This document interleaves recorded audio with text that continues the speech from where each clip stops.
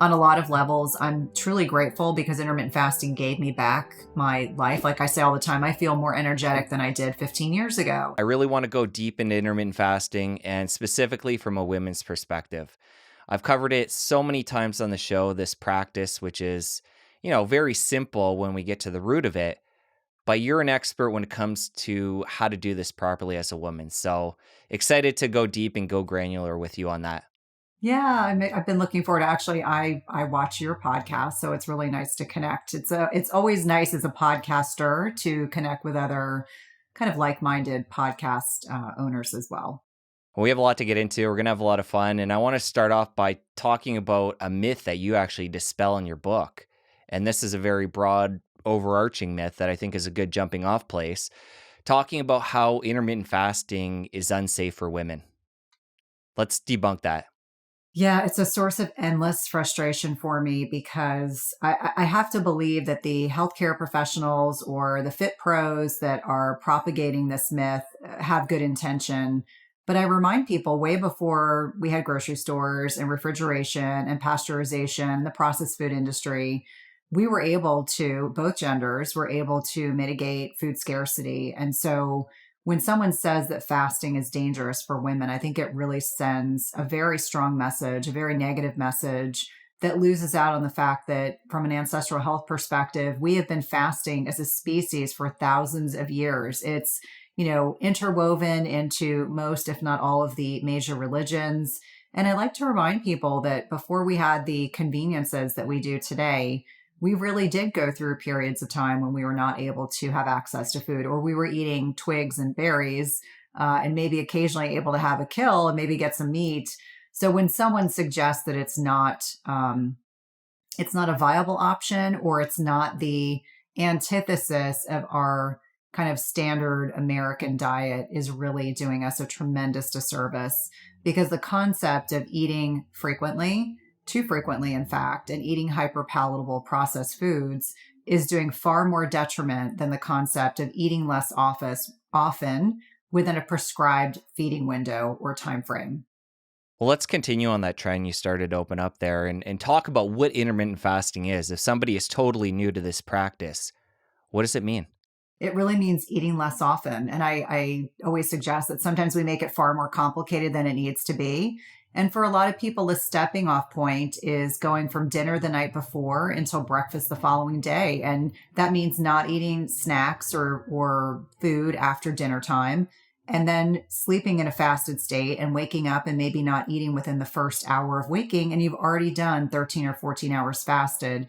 And I think the new continuum needs to be, or the new recommendation needs to be, at a minimum, all adults should should give themselves 12 hours of digestive rest, meaning that there's at least 12 hours a day. Maybe it's from 6 p.m. to 6 a.m. or 7 p.m. to 7 a.m., but to allow our bodies to really get optimized, because the meal frequency piece, what we've been taught about, breakfast is the most important meal of the day, that we need to stoke our metabolism, in air quotes, that we need to have snacks and mini meals throughout the day, is really at the root for a great deal of the health and metabolic health issues that we're seeing right now. For somebody brand new to this, the thought of skipping breakfast can be quite terrifying. Talk about how over time the body evolves and how to go about making the process more gentle and set the person up for success. Absolutely. And I'm all about being very transparent that a lot of this is very bio-individual. So if someone is frightened or fearful, I don't want them to be.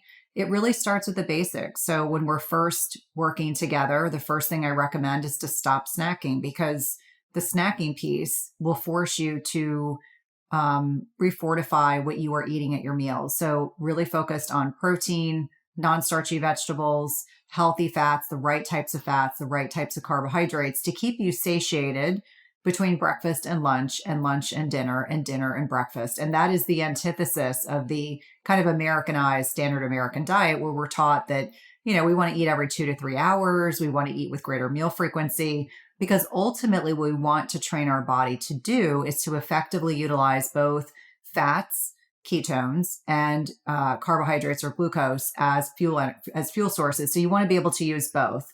Most people are stuck in this carbohydrate burning mode, which is highly inefficient. And you can generally tell the people that are, stuck in this carbohydrate driven, glucose driven paradigm because they struggle to lose weight. They get hangry if they're not able to get food when they get hungry. They have energy slumps. They aren't able to get through their day. They may, in fact, get very sleepy after meals. That is not normal, but that is the norm for most Americans. And what I want people to work towards is that as we are eating less frequently, and ultimately as we burn through our sugar and get into the fat stores for energy, you're going to have improved mental clarity. You're going to have lowered insulin levels. You're going to become much more metabolically efficient. And metabolic efficiency or metabolic flexibility is what all of us should aspire to be. When I worked in cardiology as a nurse practitioner, and I would see certain combinations of labs that were abnormal, like high triglycerides, low HDL, which is the heart healthy to cholesterol, high blood pressure. We would see, abnormal lipid levels and, abnormal fasting glucose and certainly fasting insulin, a large waist circumference. Those are signs that your body is becoming less metabolically efficient. But as I stated earlier, the other signs that you can look for to talk about metabolic flexibility is, do you fall asleep after eating a meal? I'm not just talking about Thanksgiving. I'm saying in general, do you get tired? Do you not have enough energy an hour or two after eating, or do you get hungry in between meals?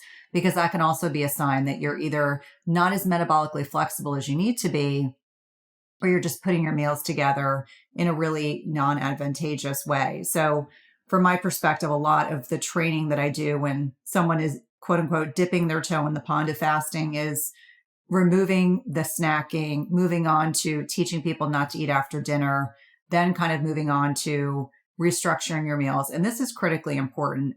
Everything starts with what we put in our mouths. So, you're not going to maximize your gains with fasting if you're still eating McDonald's 3 times a day. So I always encourage people to be moving towards a more nutrient dense, less processed diet. And that's a lot of the training that I do, that, when you start eating more nutrient dense foods, you're going to be full. You're going to hit those satiety cues. You're not going to be looking for ice cream and cookies and more servings of processed carbs. You're going to feel satiated, push the plate away, and feel comfortable and confident that your next meal will be, several hours later, 4 to 5 hours later, or perhaps the following day.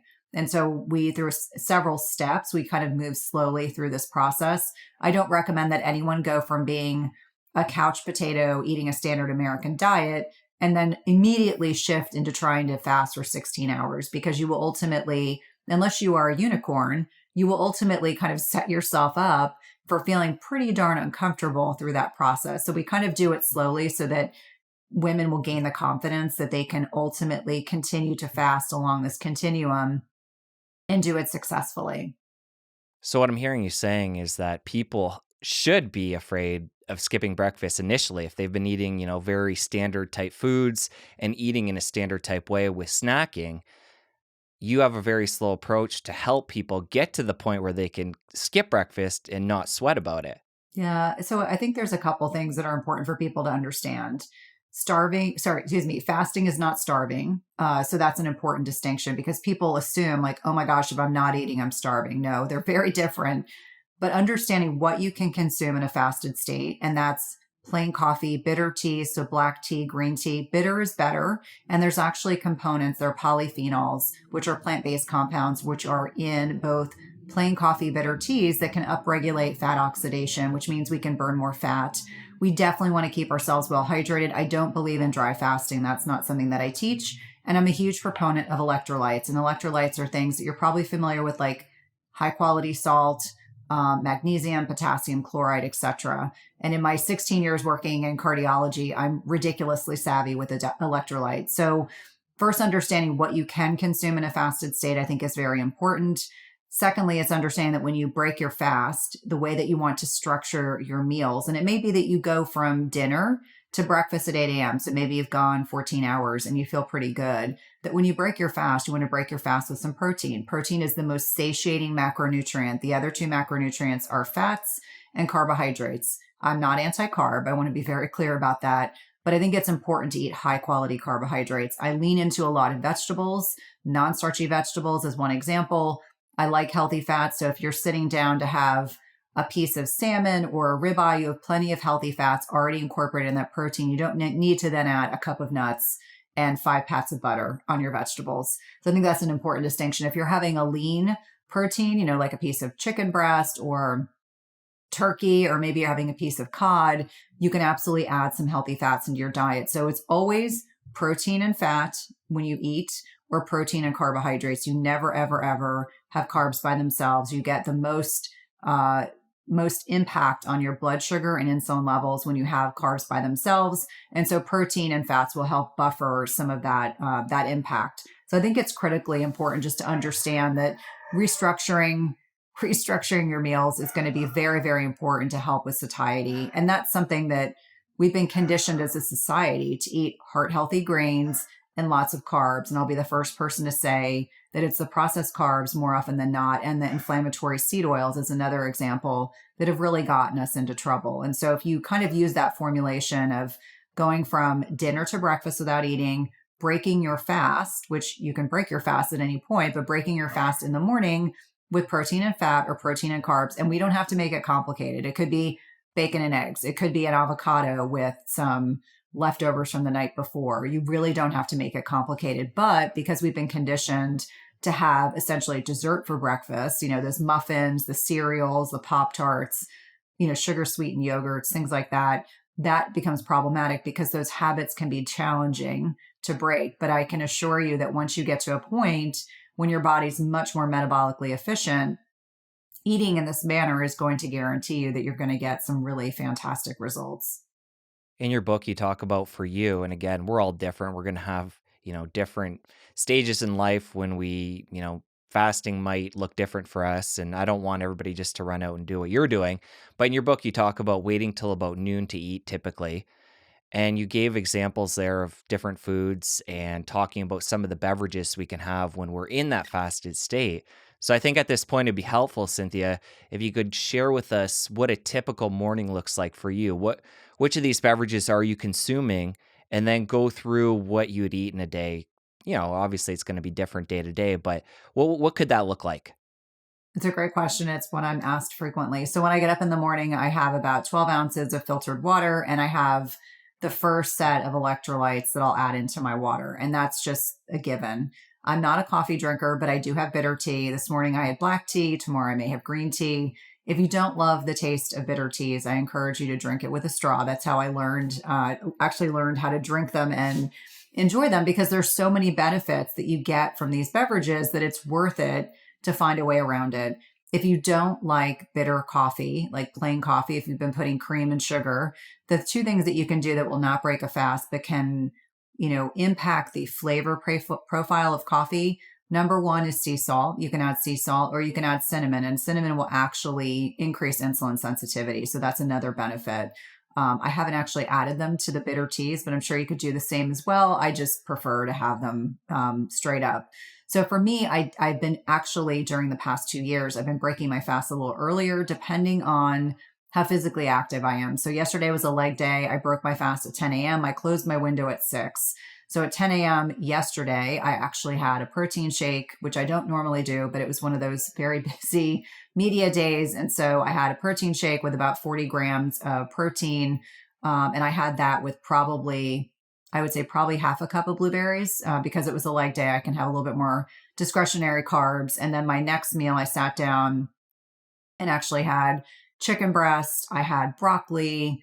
I had a little, even though I tend to be dairy intolerant, I do tolerate grass-fed butter. And so that was, the second meal. So I'm always aiming for anywhere from 40 to 50 grams of protein with each meal, which means my protein portions are quite large.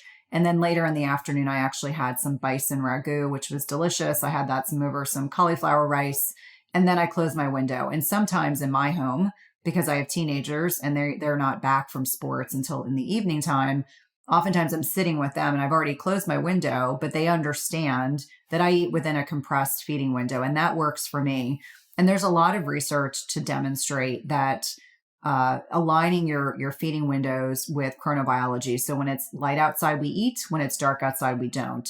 Not eating, within 3 to 4 hours of bedtime. I trend all of my data on my Oura ring. I'm not affiliated with Oura. I just love tracking data. A little bit of a nerd. And so I can look at, like, when I have meals later in the evening, and how it disrupts my sleep. And that's what works for me. So every person that's listening may need to augment based on, their needs, the personally, professionally, and otherwise. They may need to adjust their feeding and fasting windows a little bit differently. Certainly, if I was still in the hospital seeing patients and in clinic, I wouldn't have the degree of flexibility that I have. And I acknowledge that. But I do have plenty of clinicians and people that have very demanding jobs that do intermittent fast around their work schedule. They just have to be a little more regimented because they may not get as many opportunities to eat. But on a given day, I aim for 100 grams of protein easily. I don't count my carbs, but I do carb cycle. So I always have 1 or 2 days out of the week where I tend to be higher carbohydrate. And by high, it's not nearly what the average American is doing. The average American is anywhere from 200 to 300 grams of carbs a day. I'm probably on a higher day, probably 75 or 100. I'm not ketogenic, but I generally stay. My happy place is about 50 total carbs a day. And that's, I've gotten to a point, I've been doing this for so long that I can eyeball my portions. But when I was doing this, new several years ago, it was a little bit more measuring and kind of tinkering to find where the sweet spot was for me. Let's come back to the bitter drinks in the morning, the tea, the coffee. What if somebody, you mentioned their cinnamon and sea salt, not things I've tried to implement with my coffee, but interesting. What about somebody who's made the switch already from, say, like a standard white sugar to like monk fruit, xylitol, stevia? I believe xylitol might spike the glycemic index, but I don't believe stevia or monk fruit does. Just curious on your thoughts if somebody goes that route to sweeten those beverages in the morning. Does that break the fast? Well, I don't think it's a clean fast. And so I like people to, and there are people who want to argue to the death on this. Yes, maybe in a lab animal, it did not evoke an insulin response, but there's something called the cephalic phase insulin response. And you put something sweet on your tongue, your body is getting ready for food. And whether or not it is, whether or not you are doing a clean fast or a dirty fast, and I can differentiate between what they are, I like people to learn best practices. So if you are going from table sugar to stevia in an effort to reacclimate your palate with the intention of going to black coffee, that's fine. But if you're using that as like you're going to put monk fruit or stevia or thyrotol or any of the other cleaner sugars that are out there, the intent should always be like you're moving towards a clean fast. That's always, I like people to have best practices. I cannot tell you how many people dirty fast and then they don't get the results they're looking for. And when I start kind of examining what they're doing, I remind them that it doesn't mean it's calorie-less. There's still some properties that you're adding to these drinks. And certainly for women, unfortunately, as we get older, you have to be more conscientious about discretionary food.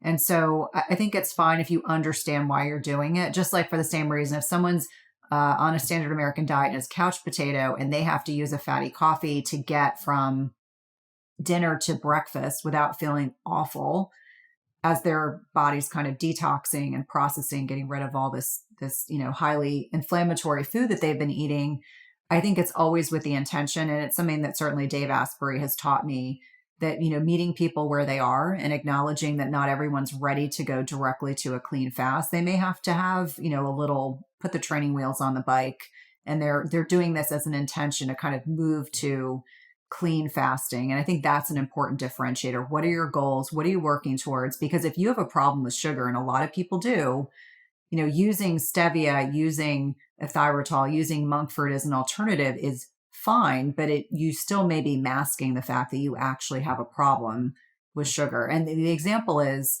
those bitter teas are bitter. They are not meant to be sweet. And so I remind myself when I'm drinking a bitter tea that there's a purpose there. Like bitter teas, bitter foods, bitter greens are designed specifically, the polyphenol content gives our body important information, and whether or not it's helping with digestion or, making our bile less viscous, there's a lot of different properties to bitter greens and things like that. There is a purpose. There is information in that tea or that coffee that my body would benefit from. And that's always the reframe, like understanding you can build up a tolerance to something that's bitter. Doesn't mean you have to eat copious amounts, but most, if not all of us, have an unhealthy relationship with sugar. And so those healthier sugar alternatives are still sugars. They're still, they may be cleaner, they may evoke less of an insulin response, but to me, it's still kind of masking a problem. That's why I'm not a huge proponent of a lot of like paleo and keto junk food, because it's still junk food, as long as people understand what it is, no judgment. But if you've got a problem with a lot of processed food and you just keep replacing it with healthier variations, there might still be an issue that you have to address. Let's stick on the clean fasting here for a bit, because there are supplements that you talk about in the book, things that we can include during a fast that not only don't break the fast, they enhance it. And there's one in there we'll start with that is something I've never heard of, spermidine. So talk about what this is and how somebody could use that to take their fast to the next level. Yeah, spermidine is an interesting, and despite the name, most spermidine now is derived from a wheat alternative, although I'm assured that it's safe for celiacs. I've been down a rabbit hole about spermidine for a while, but it upregulates one of the key benefits of fasting, which is autophagy. So this waste and recycling process in the body. And so spermidine is one of these, fasting mimetics. So they're designed to kind of upregulate and magnify the benefits. And so spermidine I find fascinating. Berberine is another one that's really fascinating to use. There's a lot of medicinal mushrooms that can be beneficial, always in the context of what else are they in. But I think it's interesting when people are looking to take fasting to another level. Obviously, you wait until you've got the basics down before you start adding in these things. But I think there are always hackers. There are always people that are looking to take or to magnify the benefits that they're getting in a really kind of benign way. And I do find that spermidine is of interest. I'm sensitive to gluten, so I've been a little reticent. I do actually have a bottle. I got a bottle through Dave Asprey. And so I find it really interesting. I've had a lot of questions, but I do kind of pause, and I'm trying to connect with an autophagy expert to try to bring her on my podcast to actually ask her all the questions that I have about spermidine in general. But originally it was derived from exactly what it sounds like. But berberine's probably the one that I think is much more accessible for a lot of people. Although all the research that I've read on berberine, you don't want to use it on a day that you've lifted, because it can actually inhibit like muscle protein synthesis. So for anyone that's listening that's not familiar with berberine, it is considered to be nature's metformin or nature's glucophage.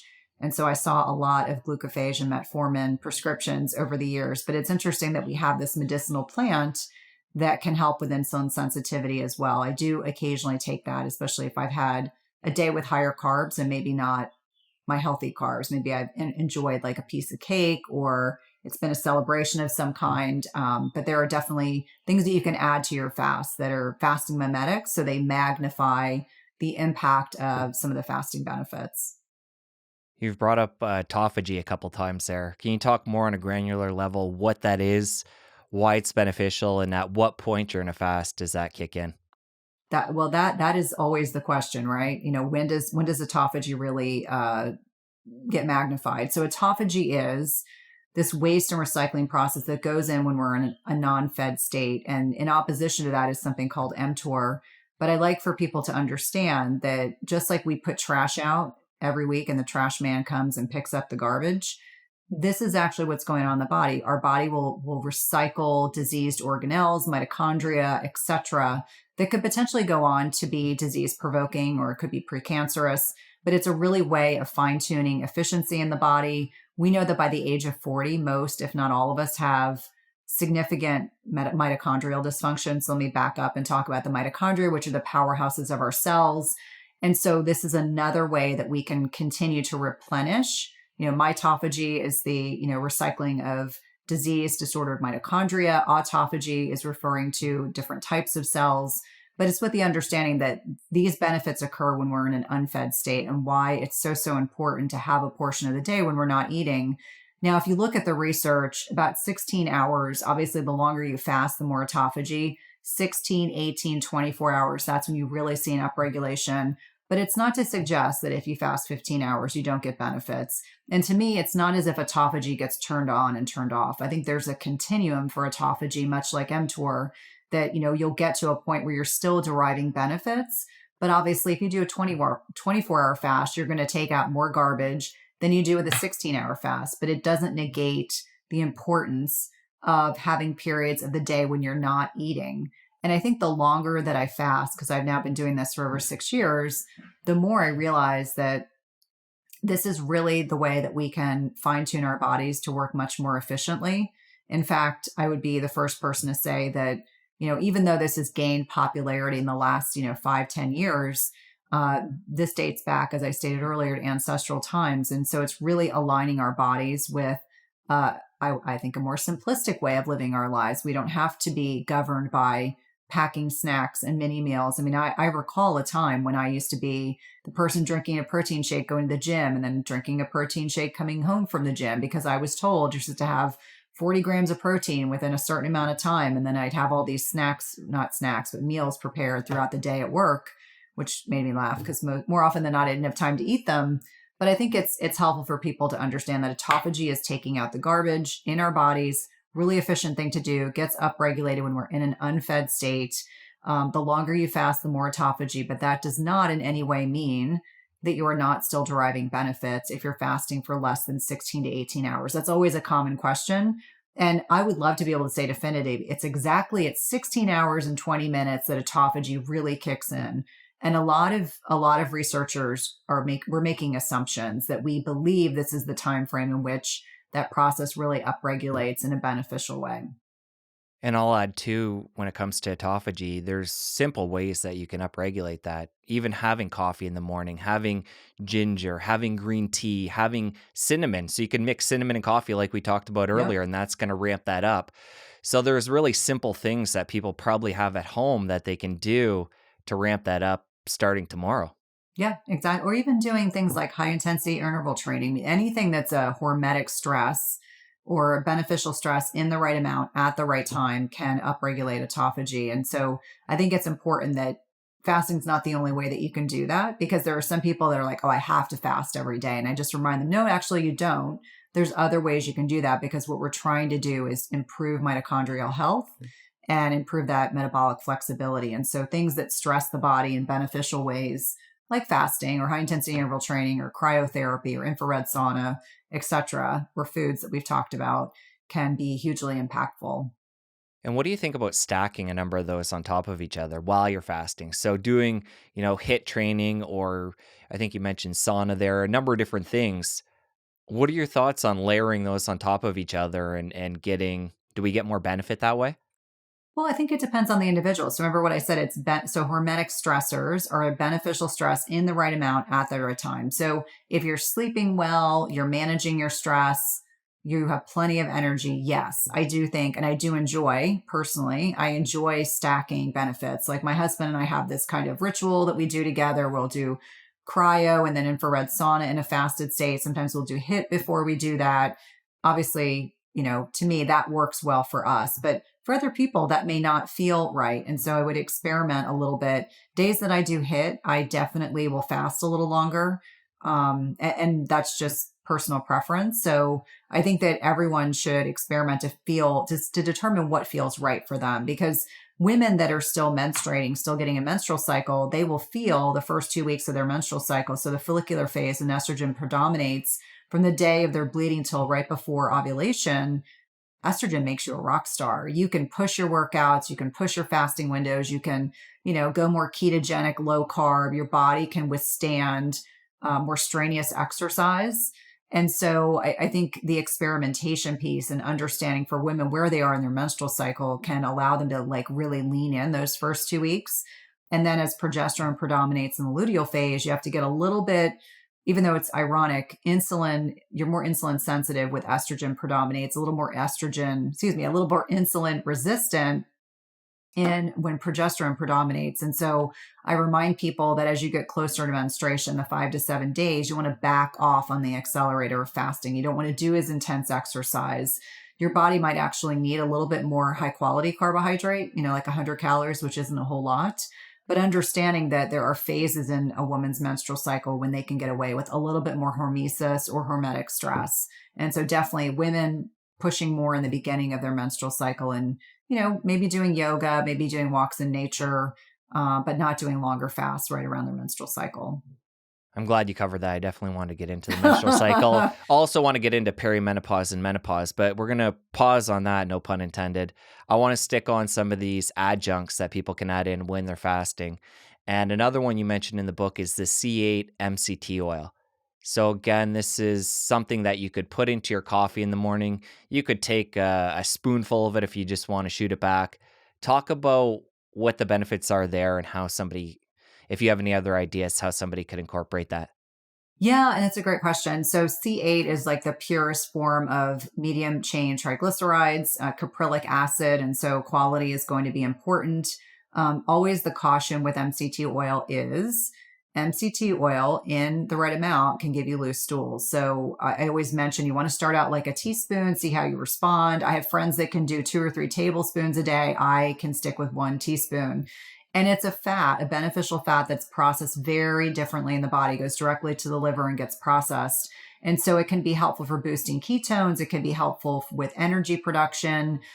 Based on the research that I've looked at, 1 teaspoon in some coffee is not going to break your fast. So when people are doing an extended fast, I think it's completely fine. Or you're someone that's moving from a more processed diet, more sedentary, that can be a training wheel apparatus that you can add to your regimen so that you are not struggling as much. Like I always say, most of us don't experience hunger as efficiently as we should, and so that can be uncomfortable for some people. They haven't experienced that because they've been eating so regimentedly. So the 3 meals a day plus snacks in between. But when we're talking about MCT oil, I think it's a really cool food that you can incorporate into your diet. Sometimes people will do it during their feeding window. They can use it they can use it with salad dressings. They can put it into beverages. It tends to be pretty benign without a lot of, sorry, dogs, without a lot of side effects, and it generally will blend pretty easily into smoothies and things like that. But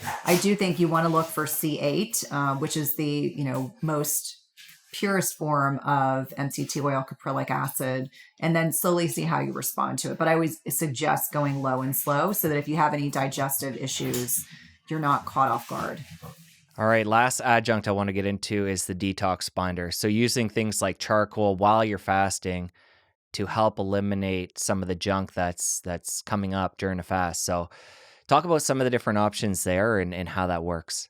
Yeah. And so one thing that's important about binders in general, you don't want to take them with other supplements or medication because it'll literally bond to everything it's exposed to. So in a fasted state, when you're not eating, you're not taking supplements, you're not taking any medication, I think that activated charcoal, apple pectin, certain types of dichotomous clay can be very beneficial. There's a brand, I'm not affiliated with them. There's a brand that I like called GI Detox that has a lot of nice properties, very gentle, and that can help bind to some of the crap that your body is actually packaging up and getting ready to get rid of.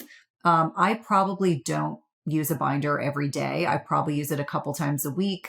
Obviously, if I'm doing a longer fast, I might actually use it, once or twice a day. This is just another layer. Like if you're interested, it's not necessary, but binders can be hugely impactful.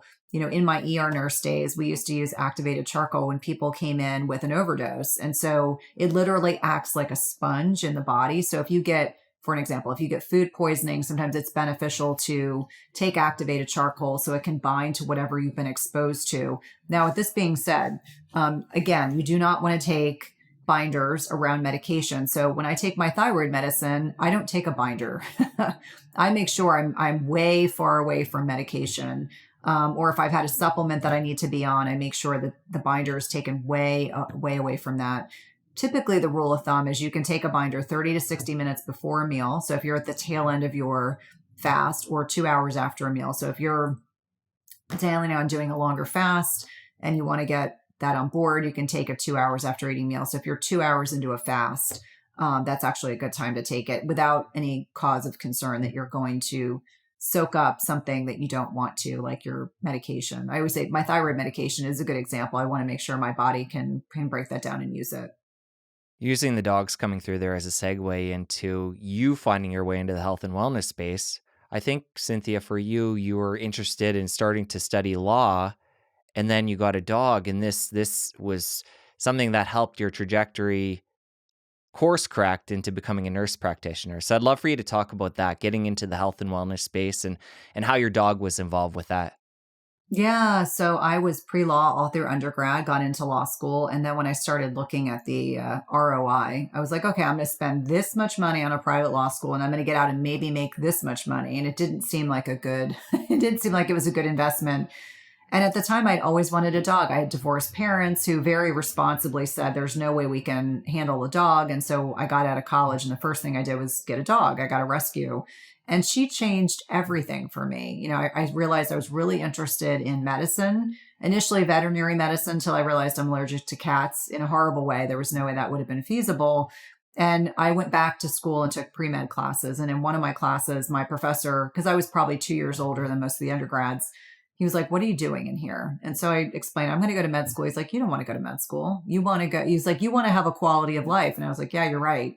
And he said, my sister's a nurse practitioner. I want you to meet her.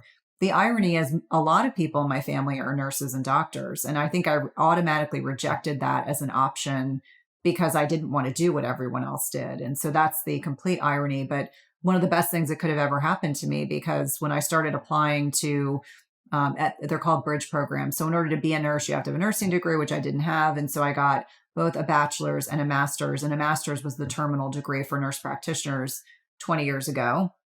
And so I was accepted into a dual program. At that time, I was really interested in HIV and AIDS research. And so I went to the number one medical school campus for that. And I will tell everyone and anyone, best decision I ever made was not going to law school, because once I got into my medical training, I was so happy, so intellectually stimulated. I loved being of service to others. And so that's the direction I went down. I was an ER nurse. I'm a bit of an adrenaline junkie. And then I went into cardiology as an NP. And probably everyone that's listening saying, how in the heck did you get from there to where you are now? And I think a lot of it had to do, one of my children had life-threatening food allergies. And I read a book by Robin O'Brien called The Unhealthy Truth. And I had the opportunity to connect with her last year, which was like so just a very emotional experience for me, because she really did encourage me to change the trajectory of everything I was doing. I started getting much more interested in the role of food as medicine. I started a doctoral program and hated it. I did a wellness coaching program, which didn't really excite me. And then ultimately I did a functional nutrition program, and that lit me up and really encouraged me to leave clinical medicine 6 years ago as of April 1st. And to start my own business. And for anyone that's listening and wondering, like, how did you get from there to where you are? I had no business plan. I just told my husband I knew I'd be successful. So I'm not sure if that was ignorance or just supreme confidence. But almost instantaneously, I started attracting women just like myself who were feeling like late 30s, early 40s, that our needs were not being met in the medical system. We were being sidelined. We were given options to control our hormones with synthetic hormones, an IUD, an ablation, or a hysterectomy, none of which were of interest to me at all. And so life imitates art. I started attracting all these women. I ultimately decided to do a TED Talk in 2018, did one talk and then was offered a second. And the second one, ironically enough, is the one that I'm known for. And there was no strategy behind the topics I chose to speak on, but I was asked to speak on fasting in women because this particular venue felt like they weren't serving women's needs enough. And so the rest is history. That's kind of how I've gotten from there to here, never realizing that what I would really be known for is intermittent fasting in women, but very grateful to be able to speak on women's behalf and advocate for them and empower women to have better information so that they don't feel so lost in middle age, perimenopause and beyond, as I usually say. I think it was about the time that you transitioned from practice to, doing things solo that you found intermittent fasting. Because I think earlier you mentioned around 6 years ago, or just over 6 years, you found intermittent fasting, and this changed your life. So go to the part of the story where you find that, what you're going through, with your health challenge at the time, and how that changed everything. Yeah, I mean, I was always very fortunate. I've always been thin. Even after having kids, I never had problems losing weight. And all of a sudden, I was doing all the wrong things that I thought were all the right things. I was not sleeping enough. I had a husband who did a lot of international travel. I had 2 young kids. I had a very stressful job. Cardiology, as anyone could imagine, you're dealing with the sickest, most acutely ill patient population. And I was doing really intense exercise, like conditioning classes at 5:30 in the morning, and probably not fueling my body the way that I needed to. And perimenopause is like a leveling playing ground. Like you think you're doing all the right things, but all of a sudden you start gaining weight, you can't sleep, you're anxious. And it's all because of these fluctuations in hormones. Your ovaries are producing less progesterone, which impacts your sleep and anxiety and depression. And all of a sudden you're estrogen dominant. So you're feeling puffy and bloated and, your gut's a mess. And so, I came to fasting out of the desire to feel better. And I felt better so quickly that it started working into all of the teachings and education that I was doing with my patients. And then, pivoted into me starting programs that incorporated intermittent fasting as well. So I look at it as a blessing. I really came to it out of a desire to feel better. And then I came to realize that, if I feel this good, I'm sure every other woman or man for that matter deserves to feel this good. And so it became an easy strategy to incorporate, largely because on so many levels, a lot of what I had been taught, even as a clinician, was just so blatantly wrong. Like the concept of heart healthy grains and, the food guide pyramid or the my plate paradigm that really is focused on like 55% carbohydrates. And I'm like, when a woman starts entering perimenopause, you become less insulin sensitive, even if you're at a healthy weight. You start replacing some of your muscle tissue. So it's muscle loss with aging, which is sarcopenia. You start replacing some muscle with adipose tissue. You become much more metabolically inflexible. And this is, the kind of the, I always say it's the start of this metabolic inflexibility piece. And so on a lot of levels, all the information we're giving women is no longer working for them. Like there is no concept of heart healthy grains, and we don't eat enough protein. We eat the wrong types of fats. We eat too many of the wrong types of carbohydrates. And so a lot of the training about perimenopause and menopause is retraining us to understand prioritizing sleep, doing the right types of exercise, which includes strength training, absolutely critically important, anti-inflammatory nutrition, working on stress management, which does not involve 2 minutes of meditation once a day. Like you really do have to work at it. And so as I've kind of navigated these years on my own, it's validated or invalidated things that I had known before. And so the beautiful thing is I feel like now I've gotten to a point where I can really advise like bioindividuality rules for everyone, either gender, but really empowering women to understand, like, let's lean in, like, where are you in your menstrual cycle and should you be fasting? Or if you're menopausal, how are you feeling? If your sleep is terrible and you're over exercising, please don't add in intermittent fasting for anyone. If you don't sleep well, I always say intermittent fasting is not going to save you if you can't sleep properly through the night. And we could unpack like all the changes that occur in the body when you don't have sufficient REM or deep sleep, and the impact on leptin and ghrelin and glucose and insulin response, and how critically and foundationally important sleep is. So on a lot of levels, I'm truly grateful because intermittent fasting gave me back my life. Like I say all the time, I feel more energetic than I did 15 years ago. And I was always healthy on the outside. But I really think it's the way that our bodies are designed to thrive. We are not designed to be eating all day long. We really aren't. And this is such a huge problem here in the States and other westernized countries. Let's stay on perimenopause and really unpack this. I think this is an area that you can really provide a ton of value for us. And as somebody, who's been through it and been trying all this different strategies, first of all, what age does perimenopause start, or what time frame can people expect to enter that? Well, so I think, to be honest with you, we say 5 to 10 years preceding menopause. And so the average woman in the United States goes through menopause at 51. So a lot of women are in perimenopause in their late 30s. So 37, 38, early 40s, you're there. There's no question. I have women that argue all the time. No, I'm not in perimenopause. I was like, okay. Statistically, I can tell you that you are. However, what starts to happen initially is our ovaries are as old as we are. Unlike men, we don't replenish sperm every 3 days. So if you're 40, your ovaries are 40 years old. You're probably no longer ovulating every month, even if you're getting a cycle. Your progesterone is starting to fluctuate and wane. And that's really the beginning, is this decreasing amount of circulating progesterone from the ovaries. Our adrenals do pick up the slack. But remember, our adrenals are an emergency backup system. But in our overharried existences, more often than not, people are in a constant state of sympathetic dominance, meaning our bodies are running a marathon, even if we're just stuck in traffic or frustrated with day-to-day activities. So this imbalance in the autonomic nervous system, so parasympathetic, rest and repose, sympathetic, I'm being chased by a saber-toothed tiger. It's an important distinction. So a little more leaning into the adrenals, which means we have to be managing our stress and getting enough sleep.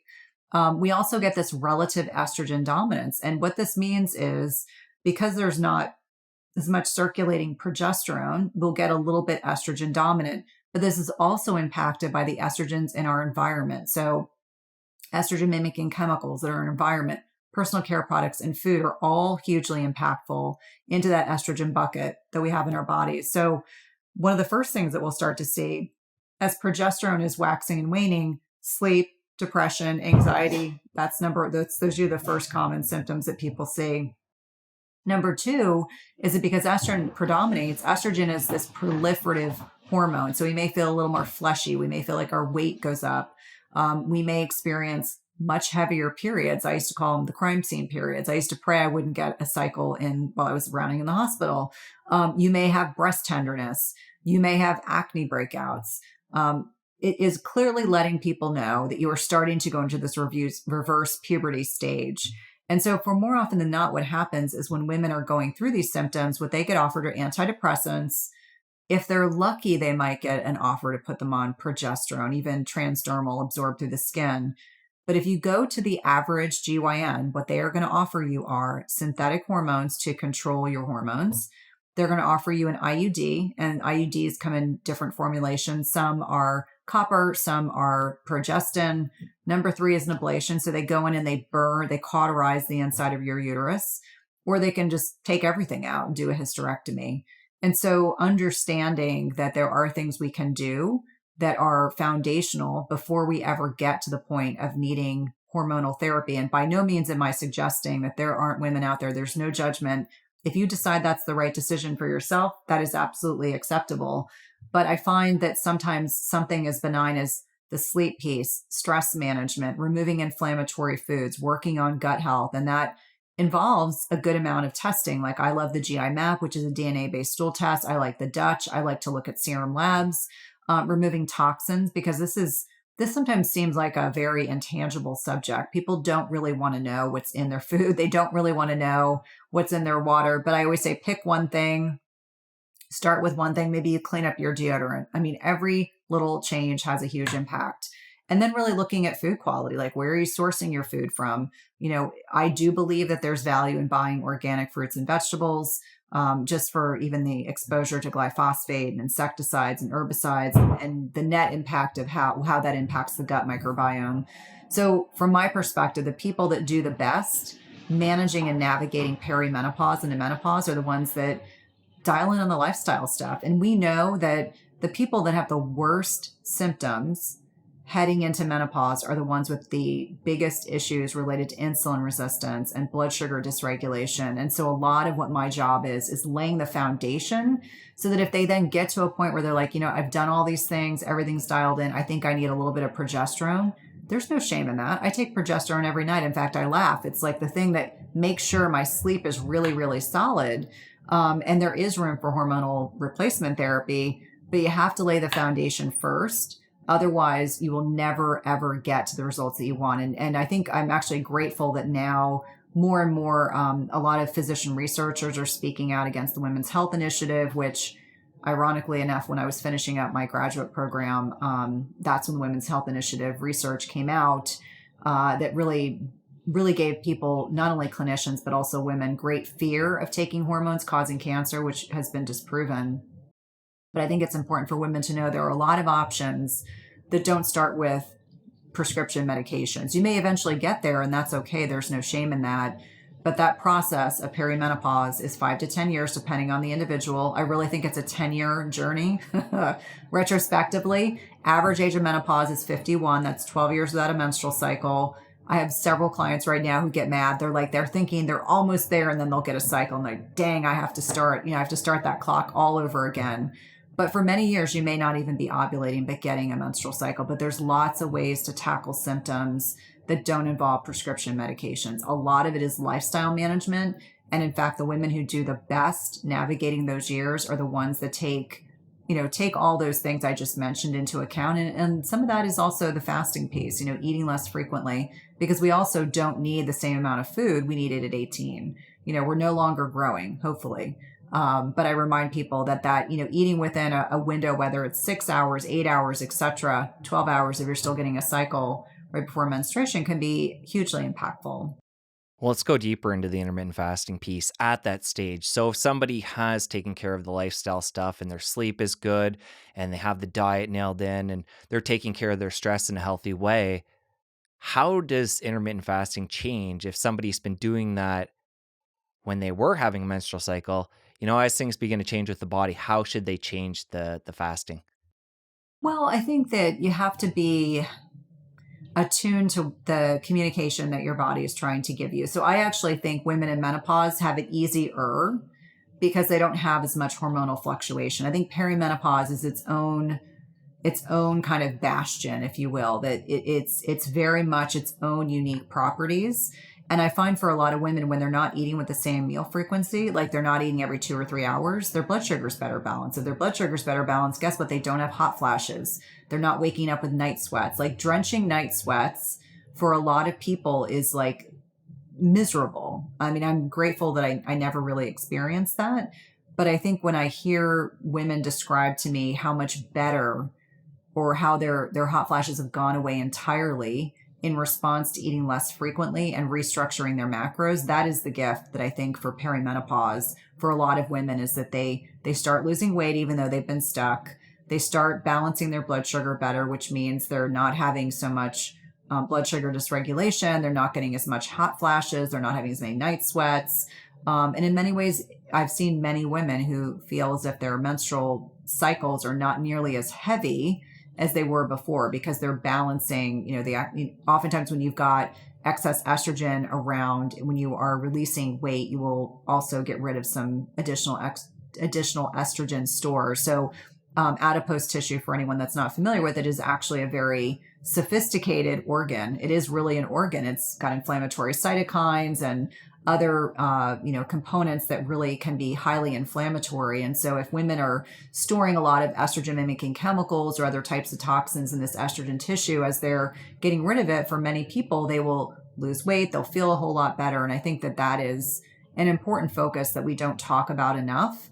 The other piece is, as you get better balance between appetite, satiety cues, and appetite and satiety hormones like leptin and ghrelin, you're going to be more satiated. You're not going to feel like you're continuing to look for food, even though you've just eaten a meal, which can be a sign of leptin resistance, which oftentimes goes and coincides with insulin resistance, or even that propensity for being insulin resistant. And for anyone that's listening, trying to kind of determine what these hormones are doing, leptin is really critically important for shutting our appetite off. So if you're leptin resistant, insulin resistant, you may eat a meal that anyone else could eat and they'd feel very full, and your brain may not get the communication that you're full. And so that's an important distinction as well.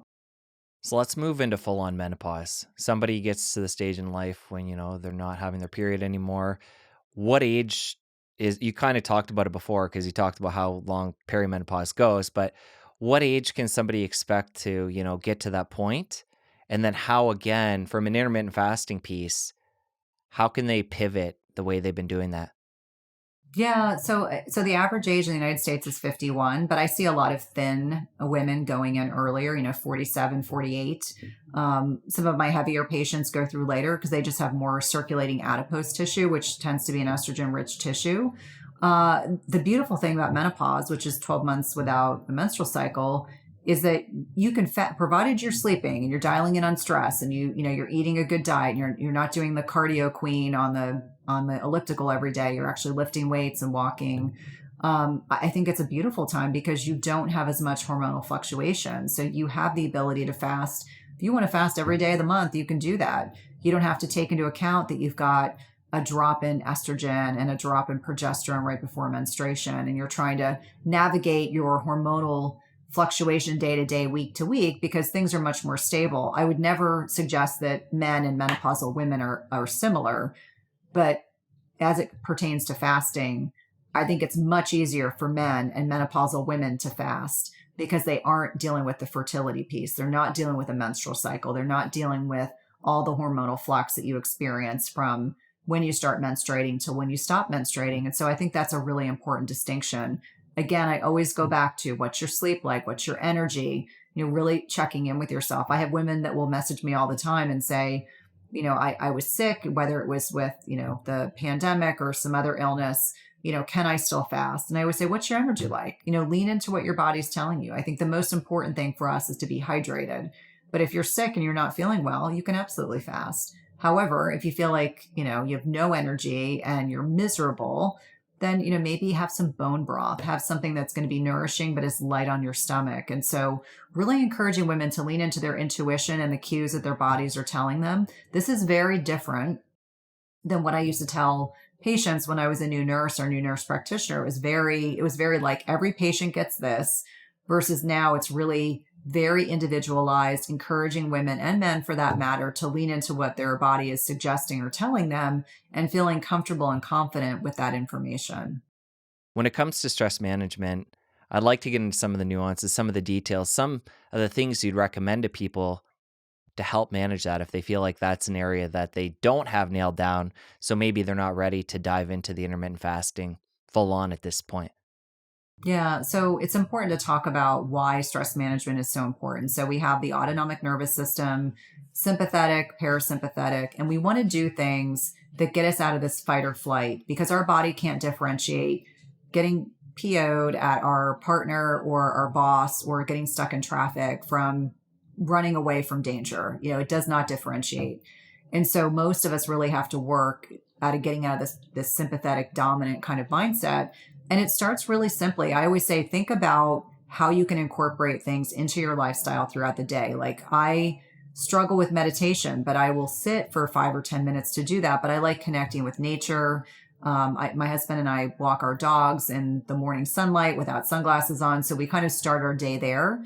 And so I encourage people to find things that they enjoy, that bring them joy, whether it's listening to music, reading a book, soaking in magnesium. You'll see the common theme is you don't necessarily have to do something grandiose. If people enjoy restorative yoga, if they like doing Pilates or Tai Chi, I think those are all great ways, but finding joy and things that get you kind of out of your head, allow you to relax. Oxytocin is a really important hormone. We want to be getting oxytocin hits throughout the day. So it could be hugging your dog, hugging your significant other, connecting with your partner. Oxytocin also will suppress cortisol. So when you talk about stress reduction modalities, I always like to touch on oxytocin, this grossly underappreciated hormone that is very, very important. Women will understand oxytocin because when you're breastfeeding your babies, you have oxytocin that's released in your brain, and it's this incredible bonding hormone, but it doesn't last all that long. It might last a couple minutes. So you have to be getting these hits throughout the day. So I always say, find ways to connect with people you love and care about so that you can be getting these oxytocin hits throughout the day. So there are thousands of ideas that can help with, getting into the parasympathetic, but I think people have to find things they like and enjoy. Like for me, it's very relaxing to walk outside in the sun in the morning. I really enjoy that. It's a great way to kind of ground myself. The one thing that sunlight on our retinas will do is suppress melatonin and increase cortisol. So it kind of gets your day going. But for a lot of people, just walking in nature, being in nature, actually, it sounds very woo-woo, but there's a lot of solid science talking about nature exposure. We were away at Christmas in Costa Rica, and I remember saying to my husband, no one set an alarm, my entire house. No one set an alarm every day. We slept in every day. It was just nice to be surrounded by green, lush, beautiful environment and just kind of allow ourselves to wake up when we wanted to. And so we need to do less. And it's kind of our conditioned nature as Americans to always be doing more. Like somehow it's not a good thing if we spend time reading a book or taking a nap or just, getting on a phone with someone that we love and enjoy or watching a movie. I mean, you don't have to do things that are grandiose to kind of tap into that parasympathetic. But I do think things like massage, facials, if you enjoy those things, are certainly fine as well. But I think sometimes people forget it can be simple things that will kind of get you into that parasympathetic, relaxed state. One of my favorite things to do is box breathing. And this is super easy. You breathe in for 5, you hold for 5, you exhale for 5. And so that's one of the things I do when I do public speaking that helps me regulate my vagus nerve. I also think about things like cryotherapy, cold water exposure can be very beneficial, or even 30 seconds of cold water at the very end of a shower can be helpful for mitigating that autonomic response. But those are a couple like reasonable ideas that don't require people necessarily purchasing a biohacking device or doing something grandiose.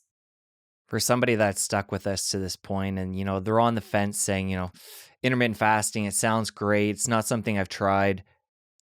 What are some of the other health benefits we haven't talked about that we can share to help people that are on the fence right now? I always say I'm a big fan of people being on less medication. So if you are diabetic, if you have high blood pressure, we know that insulin resistance drives both of those disease states. So with intermittent fasting, you may get to a point where you can be off those medications. If you're struggling with PCOS or polycystic ovarian syndrome, even male factor infertility can be directly correlated with insulin resistance. So I remind people that in a lot of instances, it has kind of bigger picture application. So less medication, less diagnoses, less insulin resistance.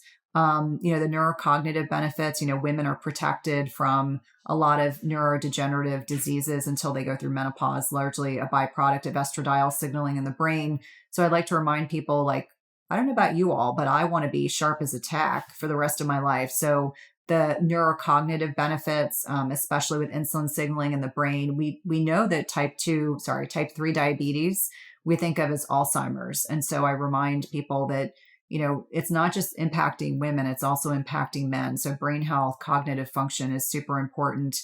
I think about some of the associations with certain types of reproductive cancers, a reduction in certain types of reproductive cancers, colorectal cancer, breast cancer, etc., just by eating less frequently, ovarian endometrial cancer. And so I think it's just important overall, not just, reductionistic thinking that it's just one thing that drives the benefits. It's really from head to toe. It's really thinking brain health, heart health, muscle health. I always say muscle is the organ of longevity. Thank you to Dr. Gabrielle Lyon for teaching me that. But I think it's very, very helpful for people to have more tangible, like less medication, less diagnoses, less likely to develop certain types of cancers, more likely to have a healthier brain, longitudinally throughout your lifetime. And that's huge beyond just the autophagy and changes in body composition and reduction in inflammation and oxidative stress and healthier mitochondria. There's so many benefits. And I find a lot of people come to intermittent fasting out of a curiosity and wanting to change body composition, but ultimately they'll stay because they feel so good in their skin. Well, I agree. I think body composition is what's going to bring the most people into this. And then hopefully they're going to realize being into it over a period of time, all these other benefits. But since that is the thing that's going to bring a lot of people in, can you talk a little bit about the physiology of why when somebody starts compressing that eating window, it's going to help them lose weight? Yeah. Other than the fact that it's less calories generally, but not always. Somebody might, in that, say it's a 6 or 8 hour window, they might make up for the time that they weren't eating and eat just as many calories in that period. So I'd just love for you to talk about the physiology. I think on a lot of different levels that when we think about the changes in body composition, it has a lot to do with the fact that we've got this better balance between blood sugar and insulin. And so insulin gets this really bad rap. Everyone thinks it's really negative. But I remind people that when our insulin levels are lower, we can go in and free up fatty acids and use them as fuel. So I always say that you don't want to be eating all the fats. You want to have your body utilize all the fats to keep you fueled. So one of the ways that you will oftentimes change body composition is that your body becomes much more fuel efficient. It's going to go in and use fats as a primary fuel source.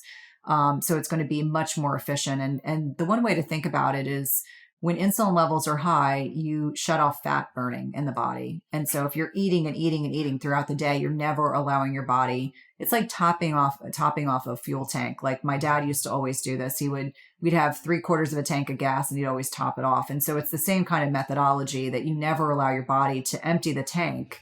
And so you're never going to get to those fat stores for energy. I think Jason Fung always does a really beautiful explanation for how you have to burn through everything in the refrigerator before you can get to the freezer. And so it's the same kind of methodology that if you keep eating throughout the day, it's going to make it less likely for your body to become efficient. The other thing is all these counter-regulatory mechanisms. So a lot of times people say, oh, it's just about the calories. No, it's not. It's actually that there's this neurohormonal beautiful symphony of neurotransmitters and hormones that go on behind the scenes when you're not eating that allow you to upregulate fatty acid oxidation, that allow your body to actually become much more fuel efficient, if you will. The other thing is I'm encouraging women to be strength training throughout their, whether they're training fasted or unfasted is not the concern. But as we build and maintain more muscle mass, we are going to have bigger glucose reservoirs. We're going to be able to be more insulin sensitive. And so if you take intermittent fasting and combine that with weight training, it can be profoundly impactful. Sorry, it's the dogs distracting me. Like I had this great train of thought. Sorry, there's two of them. It's like children, I'm like, they bark at the UPS guy every day. But I think it's important for women to understand, men as well, that if you are intermittent fasting, you're secreting more growth hormone, especially at night. That's why the sleep piece is so critically important. But you can build and maintain more muscle mass. More muscle mass you have, the more insulin sensitive you will become. More insulin sensitive, you'll become. More metabolically flexible you will become. And so it's a twofold issue when it comes to fasting and being able to change body composition. It's, that better hormonal regulation and signaling, being more insulin sensitive is going to allow you to maintain and build more muscle. Sorry. For somebody who does get that eating window down to say 6 or 8 hours, they, break their fast at noon, maybe have their dinner at 6 or 8 p.m. If they're not snacking in between, are they getting into fat burning mode, or is it just during the overnight fast? I think about the overnight fast in particular. I mean, I think the greatest concern when someone has a compressed, like a 6 or a 4 hour eating window is, are they getting enough macros in? And some people can. They can get 2 very large boluses of food with plenty of protein. Always the concern is, are they getting enough food in? Because I do see, not just in women, but also in men, sometimes as they whittle that amount of time in which they eat, if they keep doing OMAD as 1 meal a day, there's no way someone's getting in 100 grams of protein in 1 meal. And maybe a man is, but women would really struggle. So I think from my perspective, it's all the benefits that go on when we're in an unfed state that are going to really upregulate those processes. But obviously, if you have 3 to 4 hours between a meal, you're allowing your blood sugar to improve. You become more insulin sensitive in between meals, but it's really the time that you're in an unfed state that you're getting the most benefits. So snacking isn't ideal, but if we are in our eating window and say somebody gets into a position where they are hungry, they're going to break the fast. Well, not a fast. I guess it becomes a fast again, a shorter fast in between meals. What I'm getting at is snacking. Are there better snacks than others if somebody has to eat in between meals? I would say that when we look at what has the greatest insulin response, I would say it's, carbohydrates, then protein, then fat. So if you wanted to have some avocado, if you wanted to have some MCT oil, if you're getting hungry, obviously I just kind of identified that MCT oil has some very unique properties. I would say if you're hungry enough to eat, then you're hungry enough to have a piece of protein. That's usually where I lean personally, just because I tend to be very animal protein focused. But I wouldn't go have a handful of grapes and a big banana. I would probably lean towards a piece of beef jerky, or maybe you're going to have some avocado with some salt on it. That's going to be better. You're going to have less. You're going to mitigate less of an insulin response with those kinds of foods versus carbohydrates. And before we wrap up here, Cynthia, let's zoom out in a really general sense, comparing men to women. Any other differences we need to address when it comes to intermittent fasting between men and women?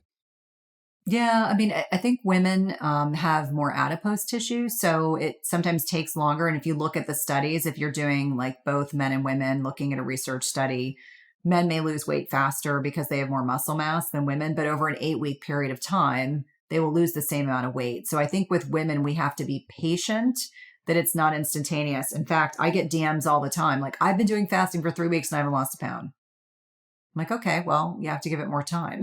So I think there are gender differences, not just about the fluctuating hormones with a woman in her cycling years, but also the distribution of adipose tissue and, muscle tissue.